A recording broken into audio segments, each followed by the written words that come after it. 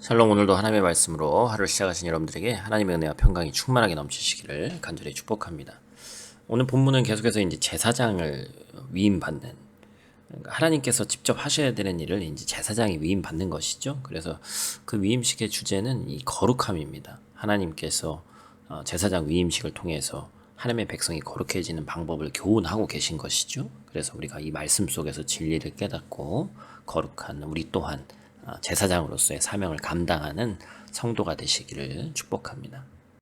첫 번째로 우리가 기억해야 될 것은 대속의 은혜를 우리가 체험한다라는 것입니다. 제사장의 직무는 백성의 죄를 대속하기 위한 속죄의 제사를 하나님께 드리는 것이죠. 그렇게 중요한 사명을 감당하기 위해서 먼저 해결돼야 될 문제가 있습니다. 그것은 제사장도 사실은 죄 지은 인간이라는 것이죠. 아론의 후손이 이스라엘의 제사장 직분을 맡도록 하나님께 선택받기는 했지만 그들이라고 해서 특별히 영적으로 뛰어나다거나 거룩한 자들이 아니라 똑같은 사람이었습니다. 그래서 하나님은 제사장 위임식에서 그들의 죄를 대속하는 제사를 드리도록 명령하시죠. 아론과 그 아들들이 제물로 가져온 수송아지와 수량에 머리에 안수하고 제물을 하나님께 드리라는 명령입니다. 제물에 안수하는 이유는 아론과 그 아들들의 죄를 짐승에게 전가하는 것이죠. 그래서 그 죄값을 그 짐승의 피로 대신 치르는 것이죠. 그 짐승의 피를 아론과 그 아들들과 그들의 옷에 뿌림으로써 그들과 그들의 옷이 거룩해져야 했습니다. 지금 현재 우리가 생각할 때는 잔인한 것이 아닌가 이렇게 생각할 수 있지만 그 당시에 또 그 문화에 맞게 하나님께서 명령하신 것이죠. 그들이 먼저 제사를 통해서 죄사함을 받고 거룩해짐으로써 백성을 대신해서 하나님 앞에 거룩한 제사를 드릴 수 있었던 것입니다. 아론과 그 아들들은 이러한 위임식을 통해서 이제까지의 삶을 제물과 같이 불태워버리고 이제 거룩한 제사장으로 거듭나는 것이죠. 그리고 이후로는 제사장으로서 거룩한 삶과 사명을 감당해야 됐습니다. 제사장 위임식 과정은 왕같은 제사장이 된 우리에게도 동일하게 적용이 됩니다. 죄인에서 거룩한 제사장의 직분을 받기까지 대속의 은혜를 힘입어서 또한 거듭나는 영적인 체험이 필수 과정이죠. 예수 그리스도의 십자가 사건으로서 일어난 사건이죠.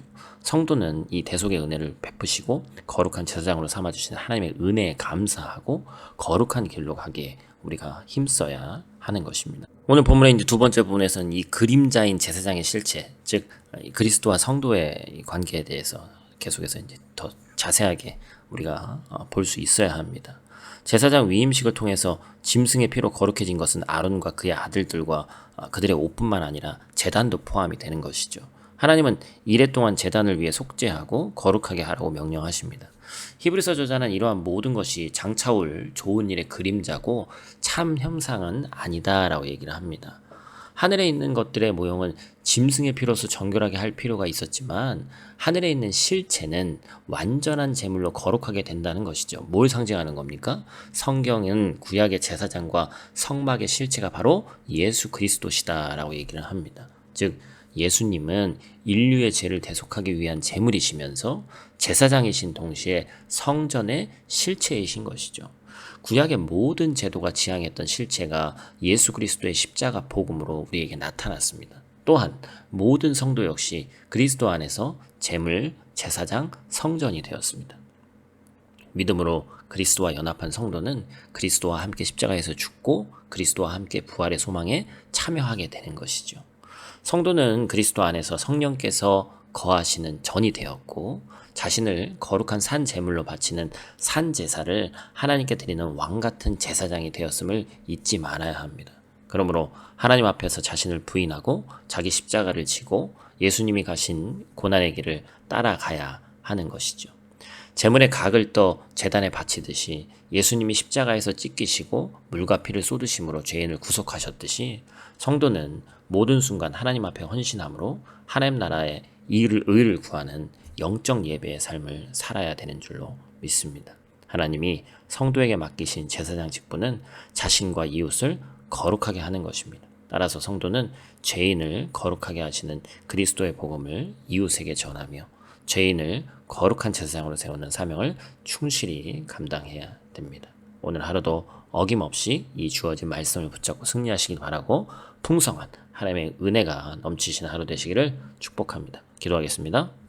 하나님 아버지 감사합니다. 제사장의 자격을 가진 분은 오직 한 분 예수 그리스도 한 분밖에 없는데 우리가 예수 그리스도의 영을 받았기 때문에 우리도 또한 제사장으로 불러주시고 왕같은 제사장 삼아주심에 감사를 드립니다. 하나님, 우리가 제사장으로 또 하나님 앞에 바로 서기 위해서 우리의 죄를 용서받고 주님과의 친밀한 교제를 나누면서 세상에 하나님을 드러내는 사명을 온전히 감당할 수 있도록 하나님 도와주시옵소서. 하나님의 백성의 삶은 동일한 줄로 믿습니다. 거룩하게 하시고 온전한 헌신으로 오늘도 하나님 앞에 바로 설 수 있는, 그래서 오늘도 하나님 앞에서라는 자세를 가지고 우리의 삶을 살아내는 귀하고 복된 주의 백성들 될 수 있도록 하나님 도와주시옵소서. 오늘 하루도 눈동자와 같이 지키시기를 원하며 우리의 구원자 되신 예수님 귀하신 이름으로 기도드립니다. 아멘.